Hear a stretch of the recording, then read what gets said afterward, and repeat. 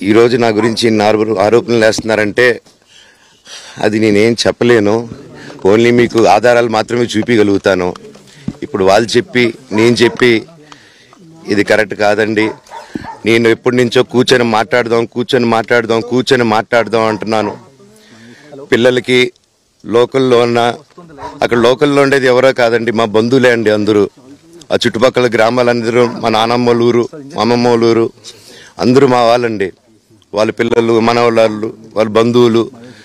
So వాళ్ళకి అన్యాయం, వాళ్ళు నాకు వాళ్ళ అర్జీలు పెట్టుకున్నారు, వాళ్ళ లెటర్లు పంపించారు, వాళ్ళన్నీ చేశారు. But also request the media, మీ అందరిని కూడా నేను నా విన్నపం ఏంటంటే, మీకు ఫ్యామిలీస్ ఉన్నాయి, మీకు ఫాదర్స్ ఉన్నారు, everybody's got their own families. I request you to have a little bit of restraint. That's my only request. And నిన్న జరిగిన సంగతి, ఒక టీవీ రిపోర్టర్ ఆయనకి గాయాలు తగలడం, ఇట్ ఈస్ రియలీ అన్ఫార్చునేట్. ఉద్దేశపూర్వకంగా ఎవరిని హర్ట్ చేయాలని లేదు. నిన్న మీరు విజువల్స్ చూస్తే, టీవీ విజువల్స్ మీరు కానీ కరెక్ట్గా చూస్తే,